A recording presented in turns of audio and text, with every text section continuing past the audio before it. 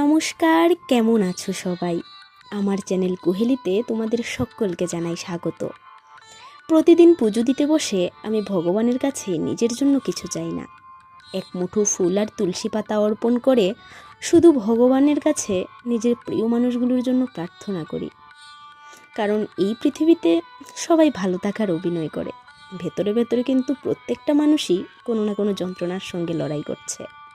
কেউ অভাবের সঙ্গে যুদ্ধ করছে, কেউ সম্পর্ক টিকিয়ে রাখতে ক্লান্ত, কেউ নিজের মানুষদের হারানোর ভয় নিয়ে বেঁচে আছে, আবার কেউ হাজার অপমান সহ্য করেও মুখে হাসি রেখে দিব্যি চলছে। আজকের সমাজে মানুষ খুব সহজে বদলে যায়। স্বার্থ শেষ হলে সম্পর্কের রং ফিকে হয়ে যায়। ভালোবাসা এখন অনেকের কাছে শুধু প্রয়োজন মাত্র, সম্মান এখন টাকার কাছে হেরে যায়। আর সত্যিকারের অনুভূতি আজকাল খুব কম মানুষই বোঝে।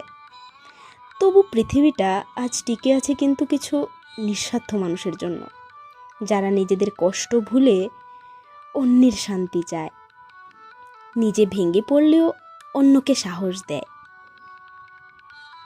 আর প্রতিদিন ভগবানের কাছে চুপচাপ প্রার্থনা করে সবাই ভালো থাকুক। তাই আমি বিশ্বাস করি, মানুষের জন্য মন থেকে প্রার্থনা কখনো বৃথা যায় না। কারণ ভগবান শুধু মন্দিরের ফুল দেখেন না, তিনি মানুষের মনও দেখেন।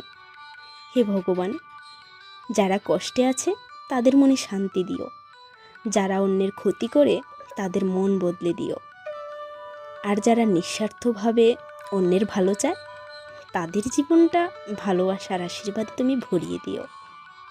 সবাইকে ভালো রেখো, তুমিও ভালো থেকো ঠাকুর।